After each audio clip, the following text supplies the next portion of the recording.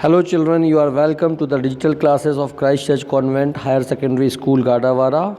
I am Amit Toshniwal, your accounts teacher. This video is for class 12th. Subject is accounts, chapter number 9, issue of debentures part 2. In this module, we shall study about the types of debentures and debentures issued at par and their general entries. Okay, let us start. So first, type of debentures, I'll read the names, you have to learn. तो debentures क्या होते हैं भैया?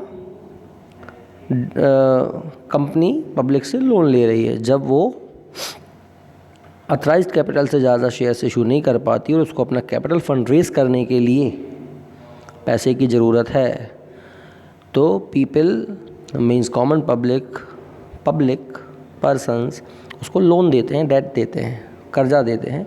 तो उसके against में जो certificate जारी किया जाता है वो डिबेंचर सर्टिफिकेट कहलाता है। ठीक है, तो कितने टाइप के होते हैं? पहला होता है on the basis of ownership. I am reading the name, you have to learn these names, then I will give a brief description of these, what are they. Okay, continue. So on the basis of ownership, registered debentures और second is bearer. Basis of security, secured debentures and unsecured debentures. Basis of redemption, redeemable and irredeemable. What are they? We'll discuss about.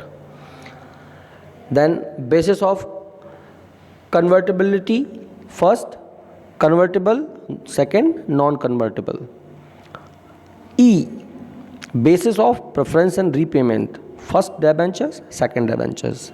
And on the basis of coupon rate, zero coupon debentures and deep discount debentures. तो इसके अलावा guaranteed debentures भी होते हैं। ठीक है, these are the names. Now see the description of these. First, registered debentures, मतलब जिसका नाम लिखा है होल्डर का। जैसे चेक्स होते हैं ना, एक होता है बेरर चेक, होता है क्रॉस चेक। तो name and address of the holder of such debentures are recorded in the register of company and they are not freely transferable. इनको आप दूसरे को नहीं दे सकते, ये आपके नाम से आपका ही रहेगा। जैसे क्रॉस चेक होता है, जिसको अपन अकाउंट पे ही चेक कहते हैं, तो पैसा आपके खाते में ही जाएगा, किसी और को नहीं मिल सकता। Like this. सेकेंड, बेरर कोई भी ले सकता है। ठीक है, तो these debentures are transferable by mere delivery. केवल डिलीवरी कर दो, ट्रांसफ़र हो जाते हैं। जो भी इसका प्रिंसिपल या इंटरेस्ट होता है उसका पैसा उसको मिलेगा जिसके पास ये डिबेंचर सर्टिफिकेट होगा। ठीक है। थर्ड, अनसिक्योर्ड और naked debentures. So these are the debentures not issued under any security for the payment of principal and interest. So they are unsecured creditors at the time of liquidation of company, and they are not safe in hands of holders because they are not secured. उसके बदले में company की against की कोई assets नहीं है, कुछ भी उसमें ऐसा लिखा नहीं है, सिक्योर्ड नहीं है। और फिर उसका उल्टा कर दो, सिक्योर्ड और मॉर्गेज, मतलब आपने कुछ गिरवी रख रखा है कंपनी का असेट्स के अगेंस्ट में या किसी चीज़ के अगेंस्ट में। ठीक है। यदि company is not able to repay the debentures on due debts, the debenture holders can release their money from the assets mortgaged with them. Mortgage मतलब गिरवी रख के मिलता है। फिफ्थ है redeemable debentures. So these debentures are repaid by the company at the end of a specified period. ठीक है, या इंस्टॉलमेंट में मिलेगा या फिर लमसम भी मिल सकता है, life time of the company. तो ज़्यादातर इसी प्रकार के होते हैं। irredeemable which are not repayable by the company during its lifetime. ये केवल कब होगा? only at the time of liquidation of the company, only उसी समय, बस, उसके अलावा कभी नहीं। सेवेंथ है कन्वर्टेबल, जिनको शेयर्स में कन्वर्ट किया जा सकेगा, इक्विटी शेयर्स या प्रेफरेंस शेयर्स में। आपको डिबेंचर होल्डर्स नहीं रहना है, आप डिबेंचर्स दे करके आप उसके बदले में उतने शेयर्स ले सकते हैं जो भी उसका मूल्य है, तो वो कन्वर्ट हो गए। और non convertible can not be converted into shares, simple है ना। डिबेंचर्स होल्डर्स हैं, वही के वही रहेंगे, कुछ भी नहीं हो सकता। First debentures, so these are repaid before the payment is made to other debentures. ये पहला, मतलब पहला अधिकार इनका रहेगा। और सेकंड, जिनको बाद में मिलेगा। फर्स्ट के बाद जिनका पेमेंट होगा वो कहलाएंगे सेकंड डिबेंचर्स। ठीक है। Now issue of debentures, issue the see first keep in mind, debentures को इशू करने की सारी जर्नल एंट्रीज और सारी प्रोसीजर वही होती है, सारी अकाउंटिंग मेथड वही होती है जो तुम शेयर्स की करते रहे हो। बस सिंपल, नाम बदल गया, पोस्टर बदला, पिक्चर की स्टोरी नहीं बदली। ठीक है। बस एक चीज़ नहीं जुड़ गई इसमें, क्या? वहाँ पर तुम करते थे जो फर्स्ट शेयर इशू होते थे at par and at premium, but shares are on the basis price और डिस्काउंट भी किए जा सकेंगे। ठीक है। फिर उसके अलावा तुमने पढ़ा था उसमें फॉर कैश या for consideration other than cash, वैसा इसमें भी हो सकता है, ये संभव हो सकता है। तो you see, a company can issue debentures at par, discount or at premium. The applications can be received from the public for more or less debentures like oversubscription or undersubscription, है ना? In case of oversubscription, debentures can be allotted as pro rata basis and some applicant can be given less or no debentures at all, मतलब rejection भी हो सकता है उसमें। ठीक।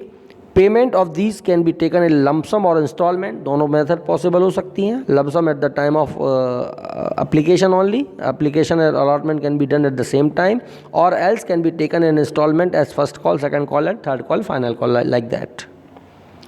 ठीक है। फिर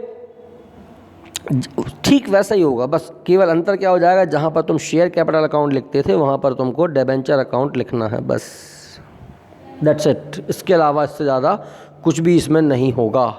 ठीक है। अब फिर आ जाओ तुम उस पर, accounting method of issue of debentures. अभी हमने बताया था at par, at premium, at discount, उसके बाद है अदर देन कैश और कोलेटरल सिक्योरिटीज़, मतलब गिरवी वगैरह रख करके। फिर रिडम्पशन की कंडीशन के बेसिस पे हो सकता है, issue at par and redemption at par, issue at premium and redemption at par, issue at discount, redemption at par, issue at par and redemption at premium. Fifth condition, issue at discount and redemption at premium, or just the last one is issue at premium and redemption at premium. What are these?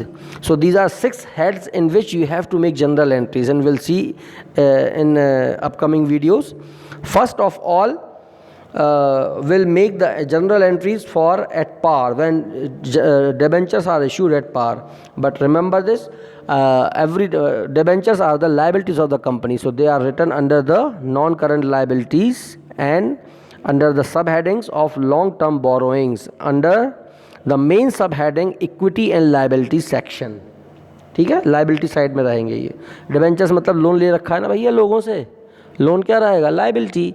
तो equity and liability main heading होगी, उसके बाद under heading क्या होगी, non current liability, और उसकी सब heading हो जाएगी लॉन्ग टर्म बोरोइंग्स, क्योंकि लंबे समय के लिए लिए जाते हैं, 1 2 6 महीने के लिए नहीं होते, 5 साल 10 साल इनका लॉकिंग पीरियड होता है। ठीक है। अब आ जाएंगे अपन उनकी जर्नल एंट्रीज पे। सबसे पहले क्या होगा, एप्लीकेशंस मिलेंगी आपको। ठीक है।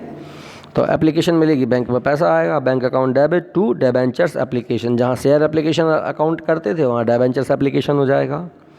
फिर कन्वर्ट हो जाएगा वो, तो वहाँ शेयर कैपिटल में होता था, यहाँ हमने बता दिया शेयर कैपिटल के प्लेस पे क्या होगा, टू डिबेंचर अकाउंट, बस इतना होगा। तो जब मनी ट्रांसफ़र होगी डिबेंचर अकाउंट में, तो तुम्हारे पास हो जाएगा debentures application account is debited to debenture account. Third, refund money, यदि कोई एप्लीकेशन रिजेक्ट हुई है तो मनी रिफंड होगी, तो debenture application account is debited to bank, पैसा चला जाएगा, तो पैसा जाएगा मतलब टू बैंक अकाउंट हो जाएगा तुम्हारे पास। उसके बाद नेक्स्ट हो जाएगा adjustment of surplus, if money is not return back and allotment is done on pro rata basis and means in condition of oversubscription, that time debentures application account is debited to debentures allotment account because that money will be received less at the time of allotment. फिर allotment money due होगी, तो due कैसे करते थे, share application share allotment करते थे तुम debit, यहाँ डिबेंचर्स अलॉटमेंट डेबिट कर लेना और टू शेयर कैपिटल के प्लेस पे टू डिबेंचर्स करना, ये बात हमेशा ध्यान रखना। रिसीविंग मनी, पैसा आएगा बैंक में, bank account debit to debentures allotment. First call due कर लो, जैसे first share first call due करते थे वैसे डिबेंचर फर्स्ट कॉल ड्यू कर लो, ठीक है। फिर पैसा रिसीव हो जाएगा बैंक अकाउंट में। 8 नंबर की entry, bank account debit to debentures first call. Second and final call, जरूरी नहीं कि सेकेंड कॉल ही फाइनल हो, सेकेंड के बाद थर्ड भी हो सकती है, तो सेकेंड कॉल होगी, फिर थर्ड जो भी लास्ट होती है वही फाइनल है, तो थर्ड एंड फाइनल कॉल कहलाएगी फिर ऐसी कंडीशन में, ठीक है। तो second call debenture second and final call account is debited to debentures account, and when receiving money for second call bank account debited to debentures second and final call. Understand? So ये entry याद करने में आपको ज़्यादा समस्या नहीं होना चाहिए, क्योंकि ये एंट्री एज सेम एज है जैसा कि आप एट पार पे शेयर्स इशू करते थे। बस अंतर क्या हुआ, टू शेयर कैपिटल के प्लेस पर आपको डिबेंचर अकाउंट लिखना है, दैट्स इट। और जहाँ जहाँ पर शेयर शब्द आ रहा है वहाँ डिबेंचर यूज़ करना है, और and otherwise all the entries are same. Okay, will continue with some new topics in later videos. Thank you.